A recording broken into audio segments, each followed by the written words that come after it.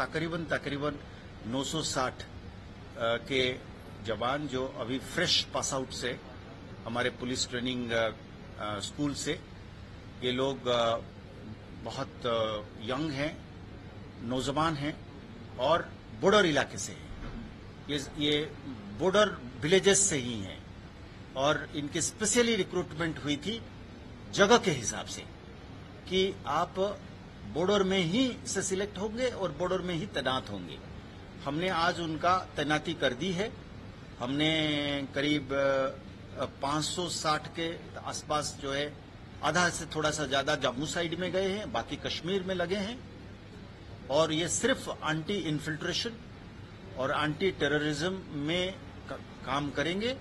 ये कोई पीएसओ का काम नहीं करेंगे, कोई एस्कॉर्ट ड्यूटी नहीं करेंगे, कोई ऑफिस का काम स्टाफ नहीं लगेंगे। इनके ऊपर सख्त पाबंदियां हैं। इनके सुपरवाइजरी ऑफिसर्स के ऊपर आपने इनको इधर उधर नहीं कर सकते। आप इनको सिर्फ लगाएंगे एंटी इन्फिल्ट्रेशन और एंटी टेरर वर्क के लिए, ताकि जनरल एरिया सिक्योरिटी बढ़े और ताकि एडवर्सरी को उतना कठिन हो जाए मामला घुसने के लिए और टेररिज्म फैलाने के लिए, काम करने के लिए। और वो चूंकि हमारे अपने लड़के हैं, अपने ही गांव के लड़के हैं, बॉर्डर के लड़के हैं, वो जगह को जानते हैं, दुश्मन की टैक्टिक्स को समझते हैं और गांव वालों का हिफाजत करते हुए, गांव वालों को और साथ लेकर, जैसे आपने कहा कि एसपीओज की बात आपने करी, ये तो मैं पक्का कांस्टेबल्स की बात कर रहा हूं, पर अपने ही लोग हैं। ये जेएनके के बाहर के नहीं है, ये जेएनके के बाकी डिस्ट्रिक्ट्स के भी नहीं है, ये यहीं के हैं। ये सब बॉर्डर तहसील्स के लोग हैं। हाँ, ये बात सच है कि हम बराबर कहते आए हैं कि जेएनके पुलिस जो है एक अवामी पुलिस है।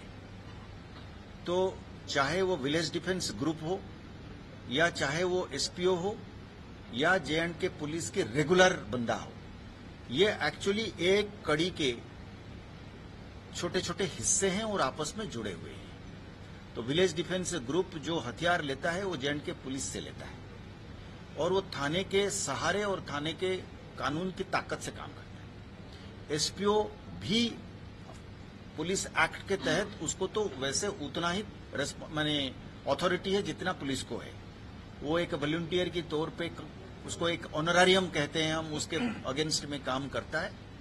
पर हम इस बात को भली भांति जानते हैं और जो सिक्योरिटी की जो स्टील फ्रेमवर्क है, यानी कि पैरामिलिट्री और मिलिट्री, वो लोग भी इस बात को अच्छी तरीके से मानते हैं कि साहब बिल्कुल सही बात है, लोकल थाना, लोकल एसपीओ, लोकल वीडीजी, इनकी कंबाइंड ताकत और अवामी मिलके यही हमको सपोर्ट देता है।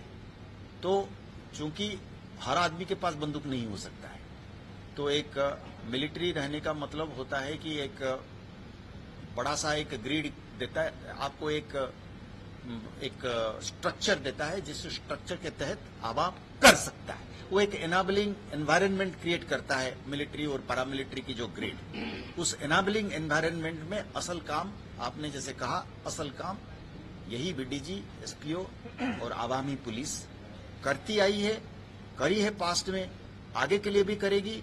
और उसमें अगर कोई कमी पेशी रह गया, उसमें कोई इजाफे की जरूरत है, कोई शाबाशी की जरूरत है, वो सरकार ने, केंद्र सरकार ने एकदम से हमको हिदायत दी है कि साहब इसमें कोई कसर नहीं छोड़नी है, आपने आवामी ताकत को बढ़ानी है, एसपीओज की हौसला अफजाई करनी है, बीडीजी को रिस्ट्रक्चर, री एनर्जाइज करनी है। इसके लिए हमको हुक्म मिला है इस चीज को आगे बढ़ा के लोगों की सुरक्षा को और